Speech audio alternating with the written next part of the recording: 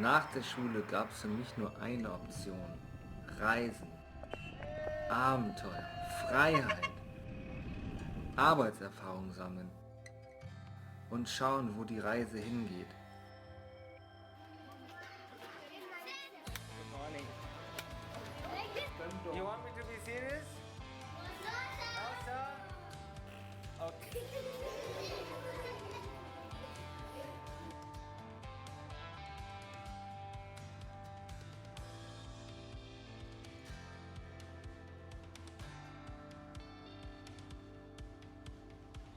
Den vielen Facetten des Lebens auf die Spur gehen.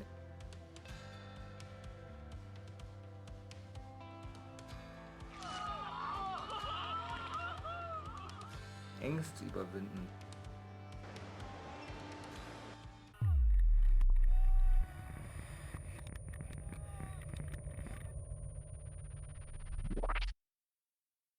Diese Erfahrung spürte Themen hoch, mit denen ich mich noch nie auseinandergesetzt hatte, wie zum Beispiel Glück oder Sinnhaftigkeit.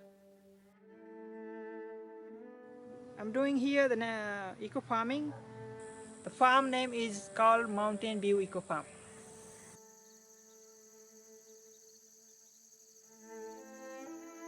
What do you need to be happy? To be happy to, from your soul, what you want to do, that makes you happy.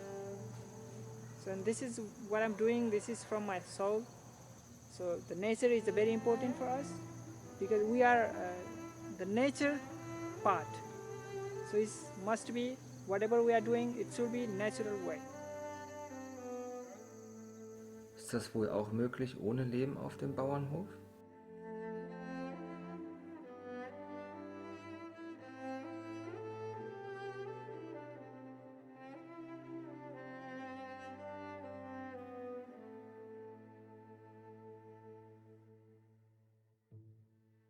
We buy the fabric and then we design and make the bag. I make the bag.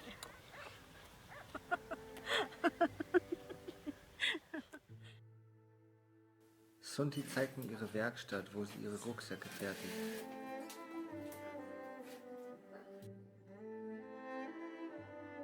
I'm making the bags also, pickers also, everything.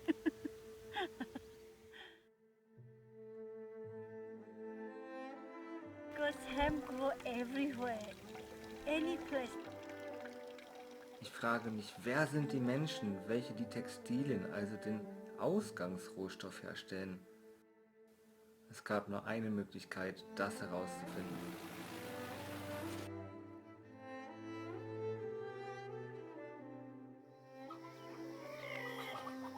Hemp plants, that harvested hemp. I'm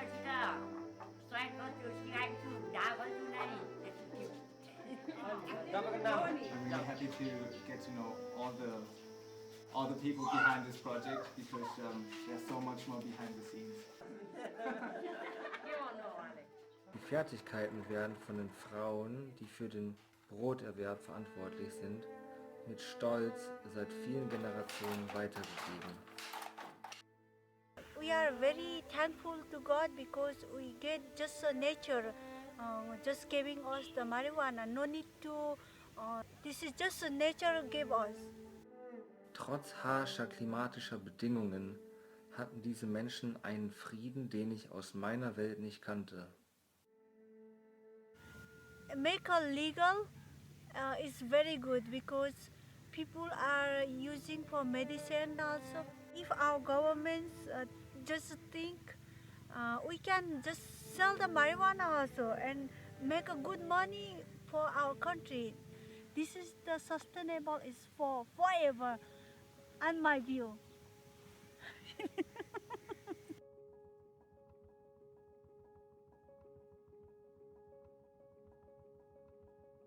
Zurück in Deutschland gab es so viele offene Fragen, denen ich versuchte nachzugehen. Auf So Konferenzen, the systematic demonization of this plant in Vorträgen, that, yeah, this isn't the evil thing, that there is a useful purpose for this. It saved my life. What can I say?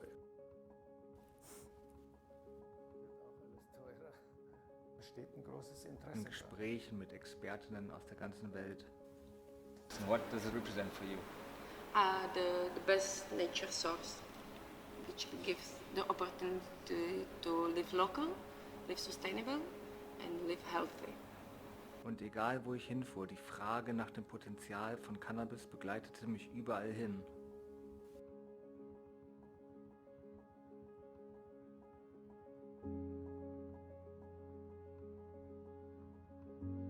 So, das ist die HU in Berlin. Hier habe ich die letzten 3 Jahre studiert und ich werde jetzt abbrechen. Warum? Ich habe einfach das Gefühl, so, es muss was passieren. Ja, ich will was verändern und das hat irgendwie so wenig mit dem zu tun, was da draußen wirklich passiert. Auf geht's, ich freue mich drauf.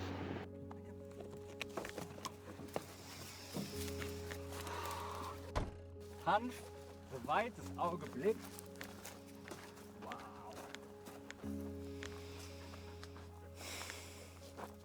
Die beiden, die das angepflanzt haben, die treffe ich gleich.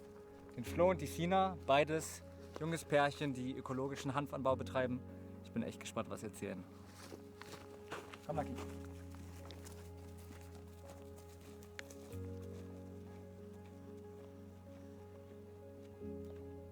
Und da haben wir gedacht, naja, das wäre eine Lösung.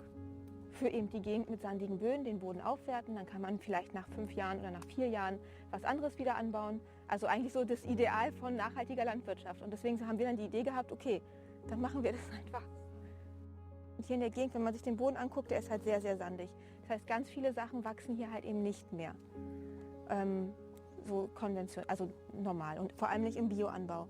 Und da ist uns halt die Hanfpflanze über den Weg gestolpert, die halt eine Pflanze ist, die hier eigentlich ansässig war. Es gibt sogar einen Ort, der heißt Hanffabrik. Und das wächst hier super, man braucht eben keine Düngemittel oder sowas großartig hinpacken. Und zwar sind hier in der Nähe ganz viele Fabriken, die so Kartoffelstärke machen und sowas. Und davon kann man den Abfall quasi nehmen und es ist quasi das Kartoffelwasser, wenn man so möchte. Und es kommt aufs Feld, damit der Boden ein bisschen besser wird. Und es hat völlig ausgereicht, ansonsten ist gar nichts an den Pflanzen dran. Wow. Etwas, wo wir total dahinter stehen und dass wir es halt geschafft haben, nicht irgendwie Sachen zu machen, wo wir gesagt hätten, ja, das machen wir jetzt nur, um Geld zu verdienen oder das machen wir jetzt nur, weil, sondern dass wir es geschafft haben, einfach so das durchzuziehen. Also das ist echt schön.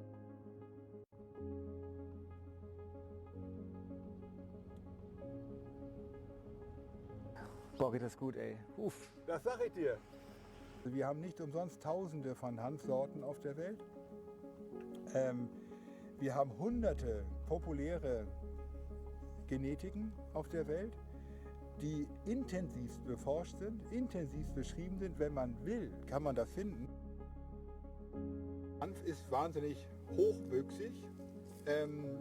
In der Regel wächst dieser Industriehanf 2 bis 3 Meter mindestens, wenn nicht sogar 4 bis 5 Meter auf guten Böden. Oh, krass. Ich habe vor ein paar Jahren angefangen, das war kurz nach 93, in 95 wurde der Hanfanbau in Deutschland wieder erlaubt. Es ging ja alles los mit dem Buch von Matthias Bröckers, die Wiederentdeckung der universellen Nutzpflanze Cannabis sativa L in Klammern Hanf. Und mit dem Statement eben, dass diese alte Natur- oder Kulturpflanze in der Lage ist, viele Probleme der Welt zu lösen und viele Produkte hervorzubringen, die die Menschheit retten können. So mal ganz grob. Und dieses Buch habe ich gelesen und bin davon sehr positiv infiziert worden und trage eben diese Hanfvision seitdem in mir.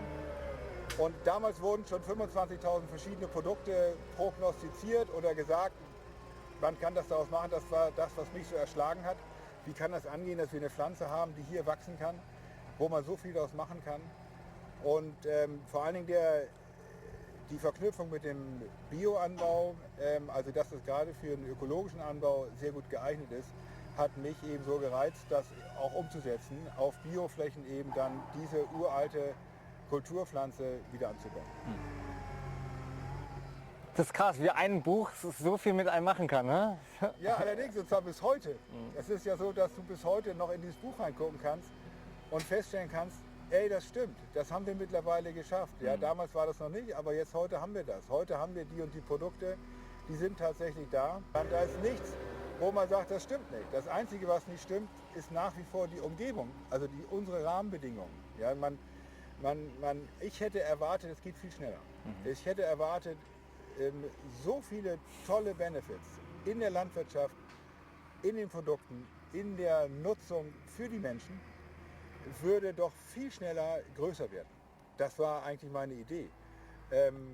Ist aber nicht passiert. Das heißt also, die Rahmenbedingungen rings um uns herum sind dafür noch nicht reif gewesen.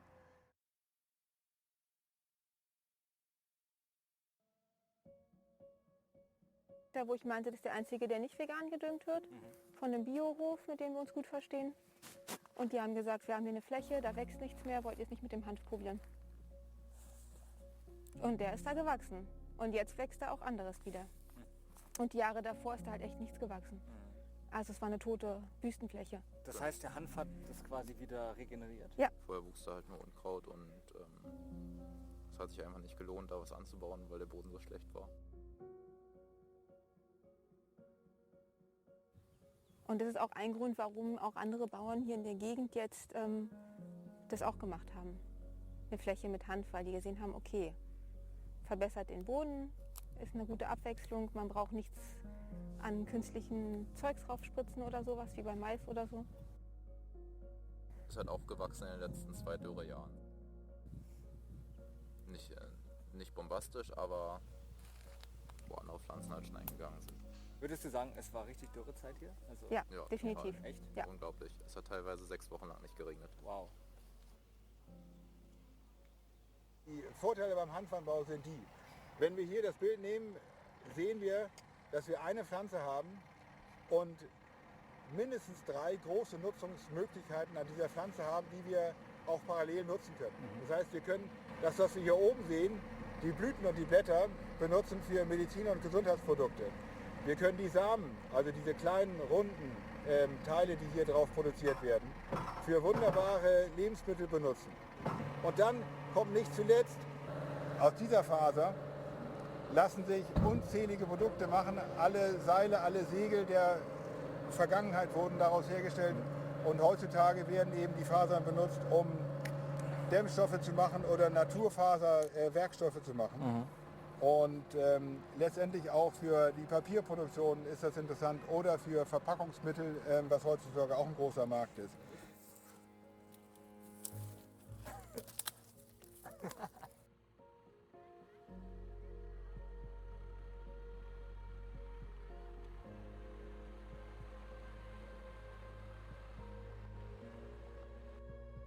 Ein natürlicher Umgang mit einer guten Pflanze.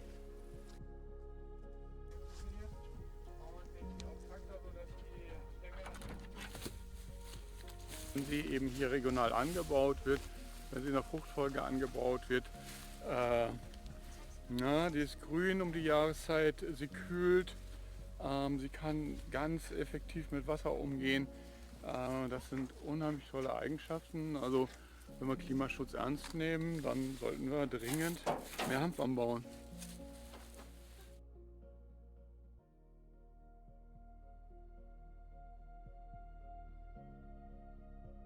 Keine andere landwirtschaftliche Nutzpflanze hat so viele Nutzungsmöglichkeiten und keine andere landwirtschaftliche Nutzpflanze hat dabei gleichzeitig so eine große, starke Photosynthese. Also die Blattmasseproduktion, wir reden hier von 100 Tonnen Biomasse frisch auf einem Feld. Wow. Das heißt, da ist ordentlich Photosynthese hier drin und Photosynthese bedeutet Luftreinigung. Die Photosynthese bedeutet einen ganz kleinen Einfluss auf den CO2-Kreislauf.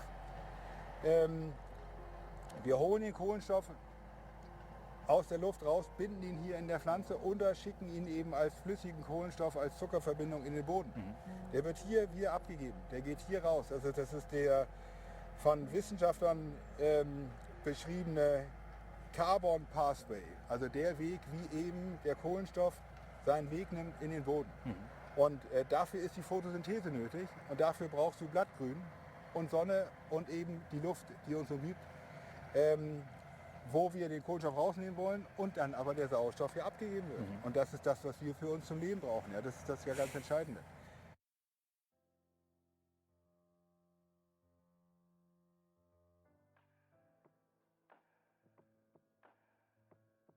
man kennt sich ja unter den Bauern, gerade unter den Biobauern. Und dann guckt man ja immer, was macht der andere und wie funktioniert es und läuft es oder läuft es nicht.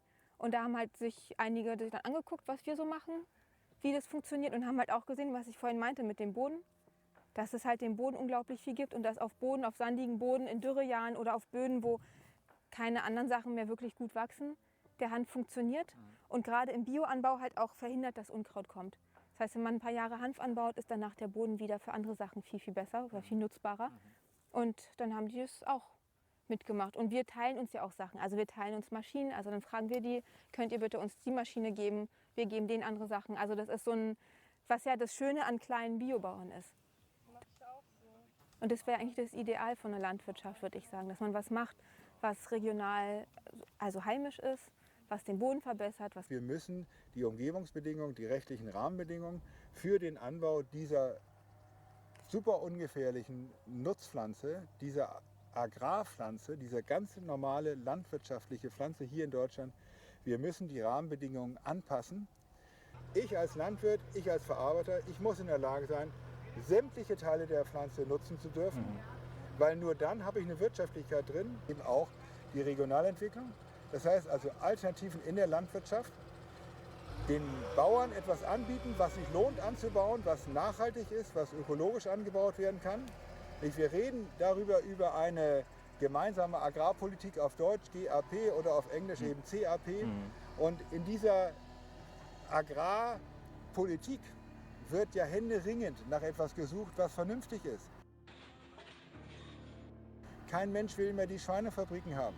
Ja, kein Mensch will das genmanipulierte Soja hier haben, sondern wir brauchen einheimische Eiweißstrategien. Komischerweise stehen sie hier. Ja, hier steht das Protein, hier stehen die Proteine, die Aminosäuren, die wir jetzt für unsere eigene Fütterung oder für die Fütterung der Tiere aus Südamerika holen. Ja, jetzt fahren große Schiffe und bringen uns Soja hierher.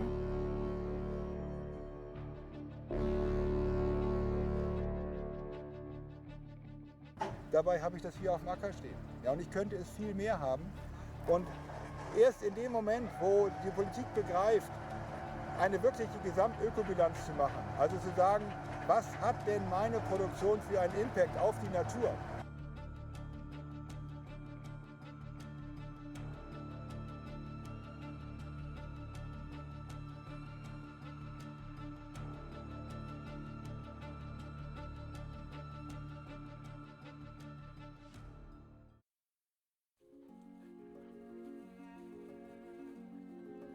Mit Hanf produzieren wir ja was, wo es unmöglich ist, irgendeine Art von Müll zu erzeugen.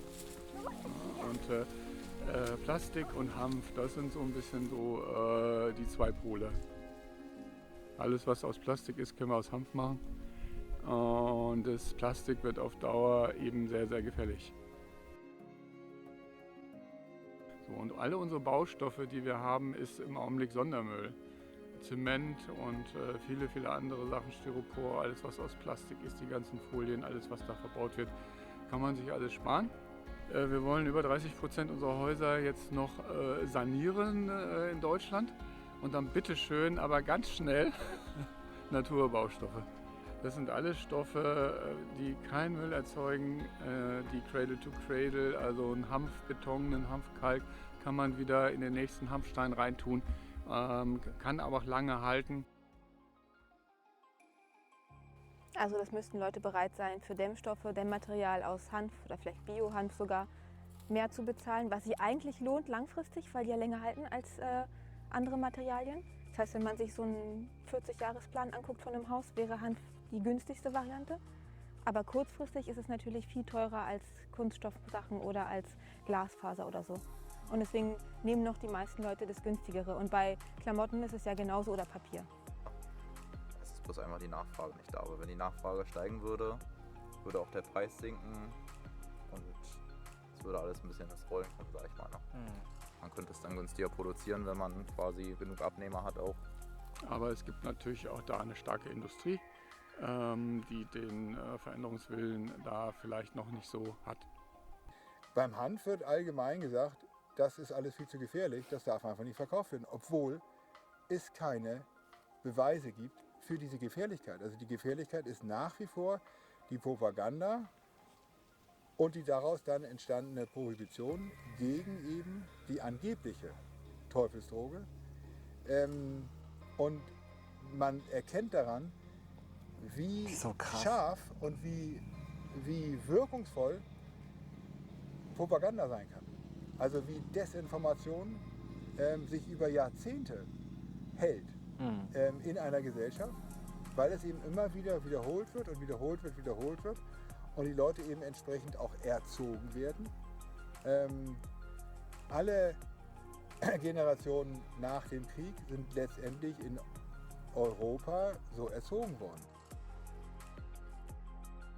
Und es ist halt alles in Deutschland anbaubar. Man muss nicht irgendwie aus irgendwelchen fremden Ländern das her schiffen oder fliegen oder was auch immer. Das ist halt auch ein wichtiger Faktor. Dass man halt sagt, okay, jetzt zur heutigen Zeit wollen wir ein bisschen mehr die Umwelt schonen oder auch einfach regionaler und wissen, woher unsere Lebensmittel kommen, die Arbeitskräfte fair bezahlen. Das sind ja alles so Kriterien, die immer wichtiger werden. Und genau das können wir ja mit dem Hanfpflanzen in Deutschland völlig abdecken. Also solange die Leute halt auch bereit sind, kleine Höfe das abzukaufen. Und seit ein paar Jahren, seit wir das Thema Nachhaltigkeit so stark im Fokus haben, seitdem gewinnen wir ja eine ganz neue Kraft. Nicht umsonst nennen wir das Ding mittlerweile Klimaschutzpflanze Hanf, ja, weil wir eben bei den 17 Nachhaltigkeitszielen ganz weit vorne stehen. Ja, wir können innerhalb von 14 Zielen etwas erreichen durch den Anbau von der Hanfpflanze und 14 von 17, das ist mal ganz klar die Mehrheit. Also wir haben da echt einen tollen Einfluss, wenn wir diese Klimaschutzziele ernst nehmen. Geht ab.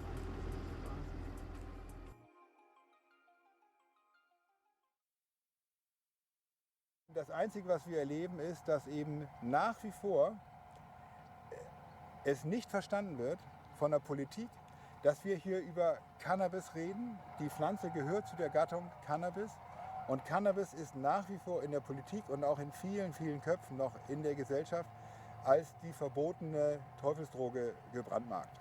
Aber seit dort eben der Green Deal diskutiert wird, haben wir noch einen Push bekommen. Also gesunde Produkte essen, man ist gesünder, man muss nicht so oft zum Arzt und da passt Hanf hervorragend rein.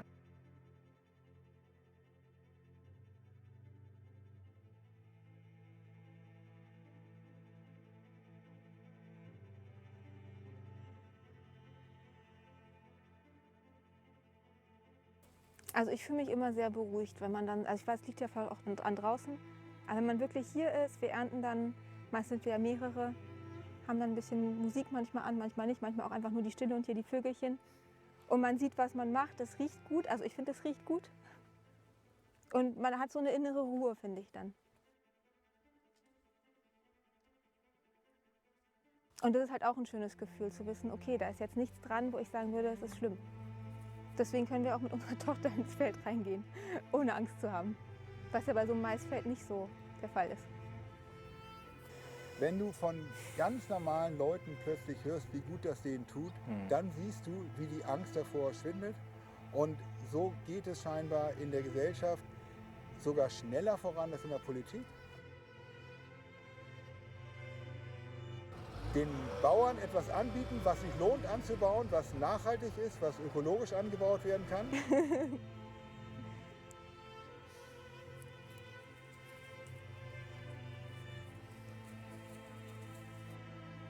Und man hat so eine innere Ruhe, finde ich dann. Ich kann halt komplett dahinter stehen. Also ich weiß einfach, für mich ist es so gemacht, wie ich das 100%ig wollen würde, dass meine Sachen gemacht werden. Und das ist halt auch ein schönes Gefühl. Und das kann, wenn man ehrlich ist, das kann keine andere Pflanze. Deswegen, ich stelle mich hier hin und sage, das ist eine Wunderpflanze.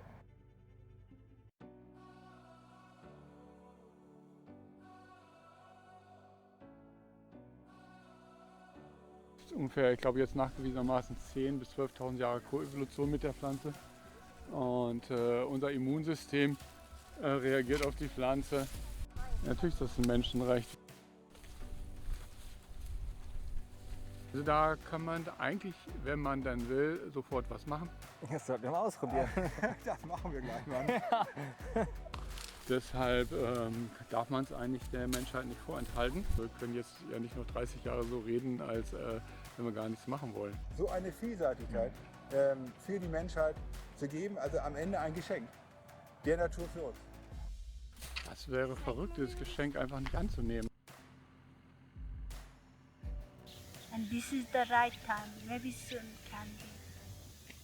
Das ist unglaublich, was sich die letzten Jahre alles getan hat. Ich bin so dankbar für diese ganze Reise und vor 7 Jahren gab es diese Masse noch nicht an jungen Menschen, die einfach Lust haben, eine Veränderung herbeizuführen.